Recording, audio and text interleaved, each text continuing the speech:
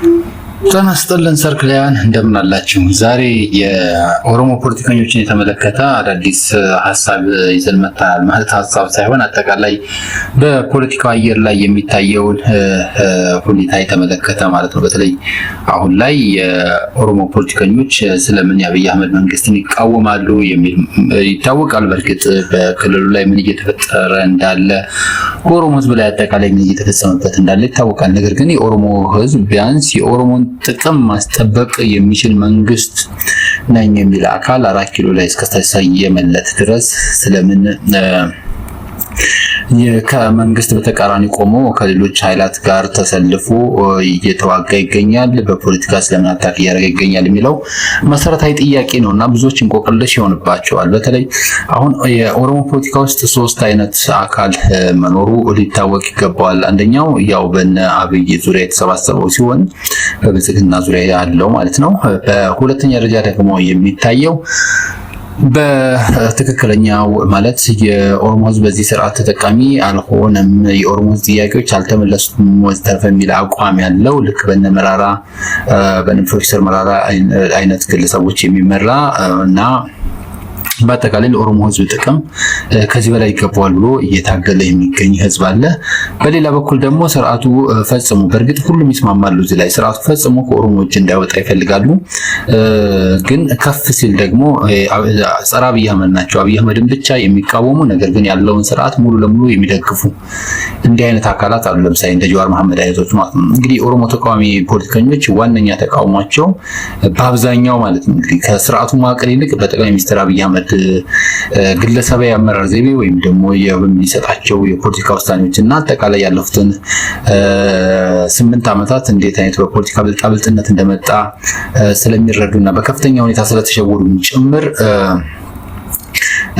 በአንድ እጅ የመጠቅለል ፍላጎት አለው የሚል አብይ አህመድን በተለይ በአህዳይነት እና በሰሜን ወዳጅ አይነት በመክሰስ ምክንያቱም ከሰሞኑ በዚህ በምክክር ኮሚሽኑ በጉባኤ ውስጥ ለሚደረጉ አብዛኞቹ ውሳኔዎች ላይ የባዲን ሰዎች የሚያነሷቸው ሀሳቦች በመጠኑ ቢሆን ተቀባይነት እንዲያገኝ ለማድረግ እየተጣረ እንደሆነ እየተሰማ ይገኛል። ይሄ ደግሞ የኦሮሞ ፖለቲከኞችን አላስደሰተም ፈጽሞ ማለት ነው። ፈጽሞ ያንን ያደረገው በእርግጥ በታክቲክ እንደሆነ ይታወቃል። በታክቲክ ሲባል ምን ማለት ነው? በተለይ አሁን ላይ በሰሜን በኩል ጽምዶ እየተፈጠረ መምጣቱና በአማራና በትግሬ መካከል ፖለቲከኞች መካከል ያለው አለመግባባት ፈጽሞ እየከሰመ ወደ አንድነት እየመጡ በመሆኑ ያንን ኃይል ለመበተንና በተለይ የአማራ ኃይሎች የሚታገሉትን ዓላማ አጀንዳ ለማስጣል ሲባል ህዝብን ከነሱ ለመነጠር ሲባል የሚደረግ ጥረት መሆኑ በግልጽ ይታወቃልና እንደ ጀዋር መሐመድ ያሉ ልሂቃን በህገ መንግስቱ እና በፌዴራል መዋቅሩ ላይ መሰረታዊ እምነት ያላቸው ሲሆን እንግዲህ ተቃውሟቸው የሚቀሰቀሰው ጠቅላይ ሚኒስትሩ እነዚህን ተቋማዊ አሰራር በመናቅ ራሳቸው እንደ ብቸኛ ውሳኔ ሰጪ በማድረግ የሚንቀሳቀስ መሆኑን መሰረት በማድረግ ነው ማለት ነው። እንግዲህ ለምሳሌ ፖለቲካው አውዱ ምን ይመስላል ብለን ስናይ በ2018 ዓ.ም በኢትዮጵያ የመጣው ከፍተኛ የፖለቲካ ለውጥ ማለት 2018 ስንል በነጮች ማለት ነው ወይም ደግሞ በ2010 ማለት ነው። የፖለቲካ ለውጥ እንግዲህ የብዙሃን የጋራ ትግል ውጤት ቢሆንም በተለይ በዋናነት በተለይ በአማራና በኦሮሞ ጥምረት በኦሮማራ ጥምረት የመጣ እንደሆነ ይታወቃል። እንግዲህ በለውጡ ግንባር ቀደም የነበሩት የኦሮሞ ልሂቃን በተለይም እንደ ጀዋር መሐመድ ያሉ ግለሰቦችና ጠቅላይ ሚኒስትር አብይ አህመድ ብዙም ሳይቆዩ ወደ ከረረ ልዩነት ውስጥ ገብተዋል። ለምን? ጀዋር መሐመድ ሲያስብ የነበረው ሌላ ነገር ስለነበረ በተዘዋዋሪ በጠቅላይ ሚኒስትር አብይ አህመድ ብልጣብልጥነት ተበልቶ ወድቋል ማለት ነው። እንግዲህ ይህ ልዩነት ብዙ ጊዜ ሮይታ ዓለም ወይም የስርዓት ለውጥ ፍለጋ ተደርጎ በአንዳንዶች ዘንድ ሲነሳ ያው ይታያል። ነገር ግን በጥልቀት ሲመረመር እንግዲህ ወይም ደግሞ በትኩረት እንየው ካለን የኦሮሞ ተቃዋሚዎች አብዛኞቹ ማለት ነው ዋናው ቅሬታቸውና ግጭታቸው ካለፈው ስርዓት መዋቅር ወይም አሁን ካለው ህገ መንግስታዊ ስርዓት ጋር ብቻ ሳይሆን ተቃውሟቸው በጠቅላይ ሚኒስትር አብይ አህመድ ግለሰባዊ ባህሪ፣ አመራር ስልትና ቃል በተገባ ዲሞክራሲ ሽግግር መስመር ላይ በፈጠሩት መዛባት ላይ ያነጣጠረ ዲሞክራሲ ሽግግር ስንል ክልል ውስጣዊ ጉዳይ እንጂ የተቀረችውን ኢትዮጵያ የሚመለከት ጉዳይም እንዳልሆነ በተለይ ከጀዋር መሐመድ አቋም አንፃር መረዳት ይቻላል። ሌሎችም በጣም በርካቶች ስላሉ ማለት ነው። እንግዲህ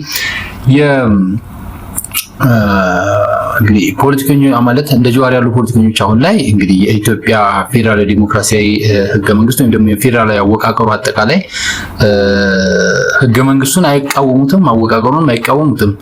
ሽመልስም ይሄን ሲያረጋግጡላቸው አይተናል አይደለ? በተለይ ሽመልስ አብዲሳ በተደጋጋሚ የሚናገራቸው ነገሮች አሁን በቅርቡ እንኳን ኦሮሚያ ስትፈራረስ ማየት የሚፈልግ ኃይል አለ፣ እሱ ፈጽሞ አይታሰብም፣ ቅንጣት የኦሮሞ ግዛት አይሄድም፣ እንደውም እንሰፋለን የሚል አይነት ምላሽ ሰጥቷል። ይሄ ለነ ጀዋር የማረጋገጫ መልእክት መሆኑ እንግዲህ እና የስርዓቱ ዋነኛ ጠበቆች ናቸው እነሱ ማለት ነው። አጠቃላይ ማለት የፌዴራል ስርዓቱ ዋነኛ ጠበቆች ናቸው። ከዚህ ቀደም ይሄ በተደጋጋሚ የታየና የሚታወቅ ጉዳይ ነው። እንግዲህ የዚህ መከራከሪያ መሰረቶች ደግሞ ምንድናቸው ስንል አንደኛ የኦሮሞ ፖለቲከኛ ኃይሎች አብዛኞቹ ማለት ነው አሁን ያለው የብሔር ፌዴራሊዝም ስርዓት የኦሮሞን ህዝብ ማንነትና የራስን ዕድል በራስ የመወሰን መብትን ያረጋገጠ ስርዓት አድርገው ይወስዱታል። በትክክልም ያ መሆኑን እነ ሽመልስ አብዲሳም በተደጋጋሚ መስክረዋል። ባህላችን አድጓል፣ ቋንቋችን አድጓል፣ ሀብታችን እንትን ብሏል ወዘተርፈ እያሉ የሚፈልጉትን ነገር እያስፈጸሙም ስላሉ በተለይ አዲስ አበባ ላይ ያላቸውን የጥያቄ ጉዳይ በተመለከተ እየሄዱበት ያለው ርቀት አለ። ቢያንስ የዲሞግራፊ ለውጥ አድርገዋል።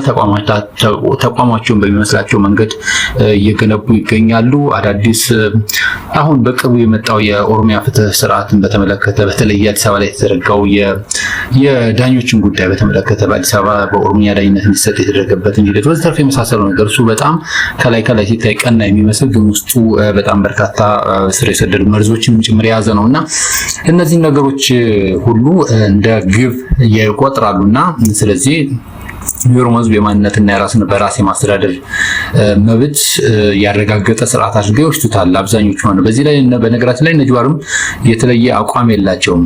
እሱን ለመረዳት ደግሞ በቅርቡ ማለት ይፋ ያልወጣው ሰነዳቸው አረጋግጧል። ምክንያቱም ስልጣን በምንም አይነት መንገድ ከኦሮሞ እጅ መውጣት እንደሌለበትና ሌሎች አካላትን በምን አይነት መንገድ ተጋፍጠው መቀጠል እንዳለባቸው ምክንያቱም አብይ አህመድ አሁን በያዘው መንገድ የኦሮሞን የገዢ መደብ ስርዓት ወይም ደግሞ የኦሮሞን የኢትዮጵያ መሪነት ጉዳይ አናግቶታል ብለው ያስባሉ። ስለዚህ በአዲስና በተለየ መንገድ በጣም ስልታዊና ጠባብ የሆነ መንገድ መቀየር ይፈልጋሉ። ያንን ለመቀየር ደግሞ የጠቅላይ ሚኒስትር አብይ አህመድን አካሄድና ያዋቀረውን ካቢኔ ጉዞ ነው ያልፈለጉት እንጂ ከዛ ውጭ ያለው ነገር ለነሱ በዋናነት የሚፈልጉት አይነት ሆኖ ታይቷል ማለት ነው። ስርዓቱን የመቀየር ፍላጎት ፈጽሞ የላቸውም። የህገ መንግስቱ ደጋፊዎች ናቸው።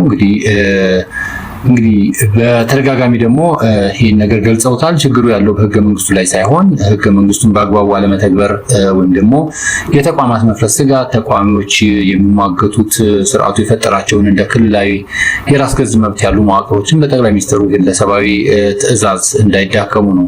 ለምሳሌ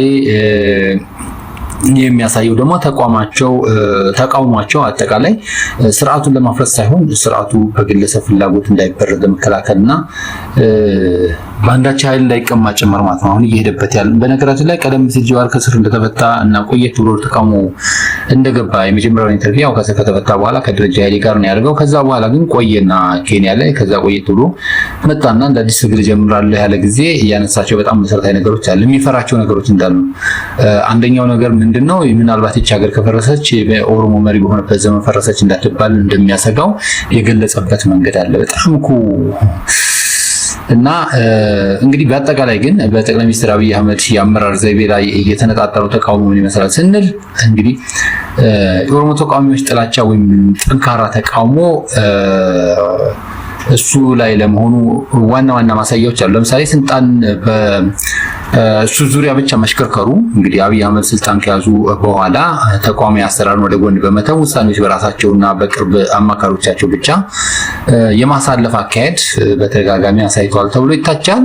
በዙሪያቸውም ያሉት ሰዎች ደግሞ የባዕዲን ሰዎች ናቸው እያሉ በጣም በርካቶች ሲያብጠለጥሏቸው ይታያልና በለውጡ ወቅት አብረው ለነበሩት የኦሮሞ ፖለቲከኞች ትልቅ ክህደት ሆኖ ታይቷል ይህ አካሄድ ማለት ነው። ምክንያቱም ቀደም ሲል ሲቀሰቅሱበት የነበረው ነገር ይታወቃልና ማለት ነው። እና ቃልና ለመጠበቅና ለመረጋጋት ደግሞ በለውጡ መጀመሪያ ላይ የተገነቡትን የፖለቲካ ምህዳሩን የማስፋት የፖለቲካ እስረኞችን የመፍታት ወዘተርፈ ሁሉን አቀፍ ድርድር የማድረግ እና ሌሎች ነገሮችም ጠቅላይ ሚኒስትር አብይ አህመድ ቃል ገብተው ነበር። ነገር ግን በታማኝነት እነዛን ሳያደርጉ እንደውም አልፎ ተርፎ የኦሮሞ ሊቃንን ከማባረርም ባለፈ እንደነ ታዬ ደንዳ ያሉትን ወደ እስር ቤት የመክተት የለውጡ ግንባር መሪ የነበሩትን ነለማን ወደ ውጭ ሀገር ማሰደድ በርካታ ሀገር ውስጥ የሚገኙ ተቋሚ ኃይሎችን እንደ በቴ ኦርጊሳ ያሉ አርቲስቶችን ወዘተርፈ በተለያየ መንገድ ማዋከብና ከመድረገጽ ማጥፋት እነዚህ ነገሮች ለኦሮሞ ህዝብ ክህደት ተደርገው ታስበዋል ማለት ነው።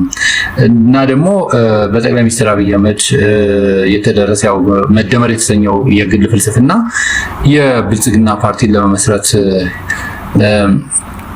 የተገኘ ማለት የተሄደበት ርቀት ወይም ደግሞ ርዕዮተ ዓለም ነው ቢባል እንኳን የአብይ አህመድ የግል የፖለቲካ ፍልስፍና የክልል ፓርቲዎች ማንነት ያጠፋና የአንድ ሰው ፍላጎት ማስፈጸሚያ መሳሪያ ሆኗል የሚል እንግዲህ ከፍተኛ አተያይ ያላቸው ማለት ነው። እና አጠቃላይ ግን የጀዋር አቋምና ፍላጎት ምንድነው ብለን ስናስብ ጀዋርን የመሰሉ በጣም በርካታ ስላሉ ነው ከጀርባ አሁን ራሱ እንዳማራጭ እያደረጉ ነው። እንግዲህ አገሪቱ ያለችበት ነባራዊ ሁኔታ ይታወቃል። ከፍ ሲል እንዳልኩት 3 ጎራ የተከፈለ አካል አለ። ከዚህ 3 ጎራ ከተከፈለው አካል በተለይ ሁለተኛው ጎራ በጣም ትንሽ ነው። ሁለተኛው ጎራ ማለት ከነ ጠቅላይ ሚኒስትር አብይ አህመድም ወይም ደግሞ ከነ ጀዋር በኩልም ያልሆነ መሃል ላይ ያለ ማለት ነው። እሱኛው ኃይል በጣም ትንሽ ነው። የሆነ ሆኖ ጀዋር ከስር ከተፈታ በኋላ ባደረጋቸው የተለያዩ ንግግሮችና ጽሁፎች ተቃውሞው ከስርዓቱ መዋቅር ይልቅ ከአብይ አህመድ የፖለቲካ አካሄድ ጋር መሆኑን በግልጽ አሳይቷል። ይህንን ያደረገው ደግሞ ለምሳሌ ትላንት ቴዲ ሐዋሳን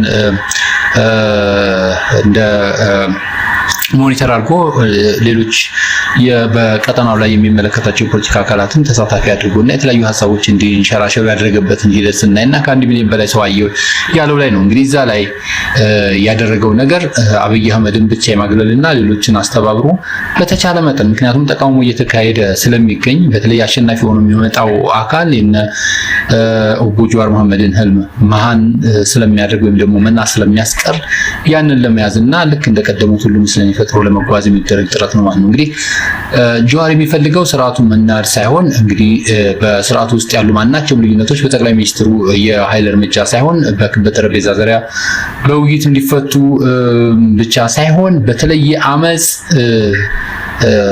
ጠቅላይ ሚኒስትር አብይ አህመድ ከዛ ቦታ እንዲነሳ ለምሳሌ መፈንቅለ መንግስት ለማድረግ በጣም በርካታ ጊዜ ጀነራሎችን ሲመክር የተለያዩ ነገሮችን ሲያደርግ በውስጥ የሚገኙ ሪፒ አመራሮችን እየበለመለ ልክ እንደቀደመው ጊዜ የተለያዩ ጥረቶችን ሲያደርግ ይታያል። እንግዲህ እና ተቃውማትን ደግሞ ጀዋር እንዴት ያያቸዋል ከተባለ ለምሳሌ የፍትህ ስርዓቱ ምርጫ ቦርድና የጸጥታ መዋቅሩን ለግል የስልጣን ማራዘሚያነት እየተጠቀመባቸው ነው የሚል አብይ አህመድን ይከሳል። ቀደም ሲል ግን ምርጫን ምን ሲል እንደነበረ በተለይ አዲስ አበባ ጉዳይን በተመለከተ በምርጫም በጡጫም አይቀርም ሲል ነበር። በምርጫም በፍትጫም አዲስ አበባ የኦሮሞ ናት ወስተፍ የሚል ሰፋ ያለ ሀሳብ ሲያነሱ ከነበሩ ግለሰቦች ውስጥ አንዱ እንደነበር ይታወቃል።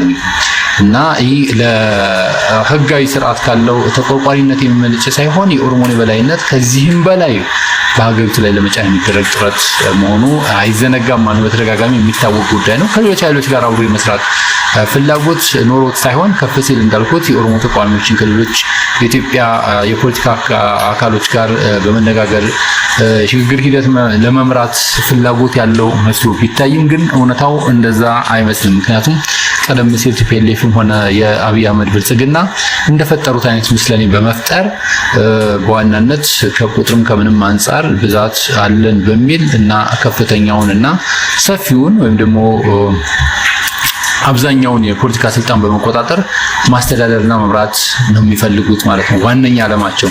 ከዛ ከፍ ሲል ደግሞ ሌሎች ነገሮች አሉ በተለይ ከመገንጠል ጋር ተያይዞ ማለት ነው። እንግዲህ በአጠቃላይ ሲታይ እንደ ጀዋር መሐመድ ያሉ የፖለቲካ ልሂቃን ከአብይ አህመድ ጋር ያላቸው ፍጥጫ ስርዓታዊ ሳይሆን አመራር ተኮር ነው ልንለው እንችላለን። ይሄንን በተደጋጋሚ በተለያየ ጊዜ የታየ ጉዳይ ነው በተለይ ጀዋር ላይ ማለት ነው። የኦሮሞ ፖለቲካ ልሂቃን እንግዲህ የኢትዮጵያን የፌዴራል መዋቅር ህገ መንግስቱንና አጠቃላይ ያለውን አሁን ያለውን አወቃቀር በስነ ስርዓት ይደግፋሉ። ተጨማሪ ነገርም ይፈልጋሉ ያው እንደሚባለው ማለት ነው። ለምሳሌ እንደ ወሎ የመሳሰሉ አካባቢዎች ላይ ጥያቄ ያላቸው፣ አዲስ አበባ ላይ ጥያቄ ያላቸው፣ ድሬዳዋ ላይ ጥያቄ ያላቸው፣ ሐረር ጭምር ማለት ነው። ሐረር ጭምር መተማመኛ የለውም በነገራችን ላይ። እንግዲህ ጠቅላይ ሚኒስትር አብይ አህመድ ደግሞ እነዚህ ሂደቶች ወደ ራሱ በመሳብና ራሱ በፈለገው አይነት መንገድ ነው ነገሮችን እየፈጸመ የሚገኘው እና ይሄ ትልቅ ለነሱ ትልቁ የቅራኔ መንገድ ሆኖ የቀጠለ ጉዳይ ነው ማለት ነው። ሰርክላውን ስለተከታተላችሁ እናመሰግናለን። ሀሳብ አስተያየታችሁን ስጡ። ገጻችንን ላይክ፣ ሼር እና ሰብስክራይብ አድርጉ።